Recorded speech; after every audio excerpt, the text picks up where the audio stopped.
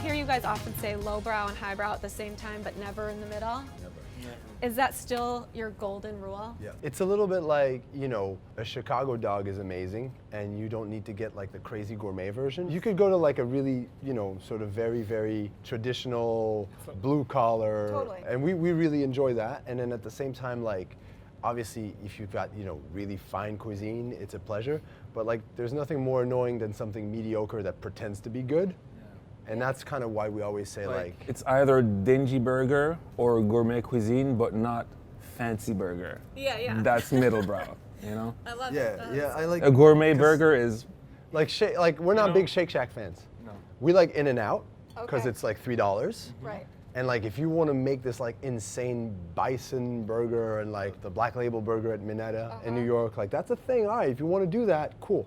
But like the $11 burger that claims to be this and that, it's like miss me with that. waste your Yeah, time. I'd rather have three In-N-Outs for $3. Yeah, Like totally. $3 each. I'm just saying, like, obviously, the middle sometimes tends to be very pretentious, more and, like, pretentious than the high. and the high is just like fancy. You can't really say anything about it. It's just It's a great way to live. I like it. I'm gonna view everything in my life like that as well. Yeah, because it forces you to educate yourself on like the finer things, and also to accept the very simple things that everyone has access to, and to never be like, Appreciate but not be a slave to the higher things. yeah, and then not be pretentious.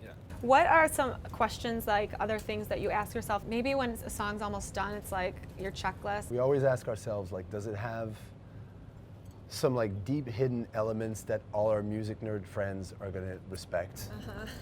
Again, it's high-low. Yeah, exactly. You need something for the nerds, like, high Music referential dork shit, Yeah. and then lowbrow enough for everybody to like it. Yeah, the goal is to make music that everyone appreciates, but that the critics and the super snobs or the music nerds can also have something to chew on, Yeah. Just for, the peers to understand. Yeah.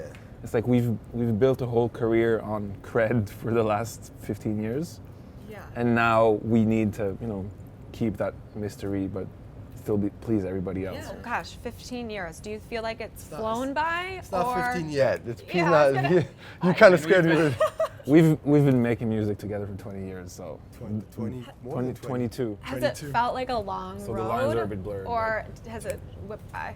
Nah, it's felt like it's been a long, process, but we're very much rookies in the game in certain aspects. And then in terms of like touring, for instance, we're like seasoned vets. Yeah. You know what I'm saying? But in terms of like radio or songwriting with other people or, sort of making really polished music and stuff, we're new. So it's challenging in some aspects still very much, I find. How has like your friendship evolved over the years? It's always the same. Yeah. We still make music, we still listen to records, we still laugh at record covers, we still find references, we still send each other, oh, look at that record cover, or look at that picture, or look at this photographer from 1971, Yeah, it's pretty similar, I would say. Like, luckily, music didn't mess it up. I feel like the roles are clearly defined, is the thing. And like, after like a couple of like difficult first years of Chromeo where like we didn't know what we were doing, we didn't know what we were getting ourselves into, we had no idea what touring was or how it worked and all that.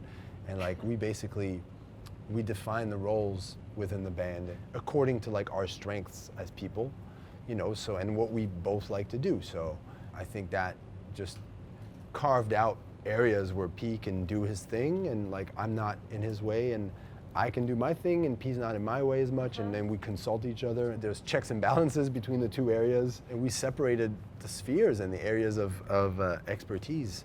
And I feel like that is good because it avoids conflict. And I think fundamentally, I'm lucky to have P trust me. Not that like, I trust him too, but like, if P always tells me, look, Dave, if you tell me tomorrow we're gonna do like a cha-cha-cha record, I trust you. And like, I know he's gonna make the best cha-cha-cha beats. Yeah.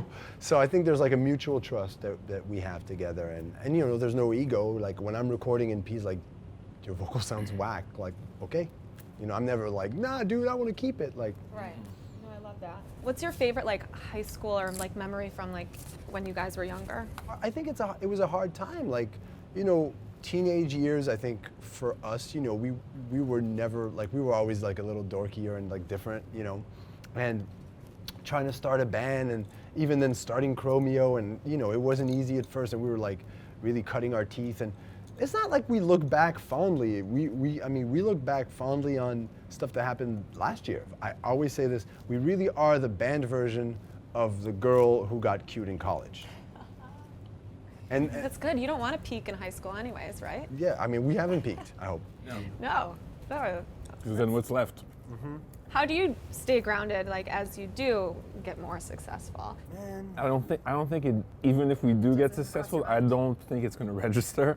And also, like, there's always one festival where we get booked where, like, it's kind of a stretch. Maybe it's like this crazy EDM festival outside of 2 hours outside of Houston, Texas, where like people would much rather see Calvin than us, and we play, and it's not the best show of the year, and we're just like, okay, we still have a ways to go. You know what I mean? There's still these experiences. That one, and you only need one a year. Yeah, to be like, really like. oh yeah, I remember that 8 months ago. Yeah. Well, the question we ask everyone is if you could have a drink with anyone. I would have loved to have a drink with Umberto Eco, and he just passed away 2 days ago or 3 days ago. He's like this Italian intellectual university professor. I was an academic right before this, so, and like he was like my idol. Oh. And he was like really like the one guy I would have loved to have seen like a speak or you know, have an interaction with. Who are you like? Who are you gonna have a drink with? I would have to go with Bill Evans, one of my favorite pianists ever, and like music theoreticians. Well, he's a jazz god, right? Yeah, Is he alive? No. No, I study harmony a lot, like advanced jazz harmony, and he's the godfather of just reinventing harmony and how it's not even just piano, it's just how you think about music and harmony in general. Yeah. That would be a cool drink. Yeah. It's a cool Just drink. like nerding Yeah. out on questions, like I love show me it. stuff, like how, you know, yeah. Another great answer. Well, thanks, guys.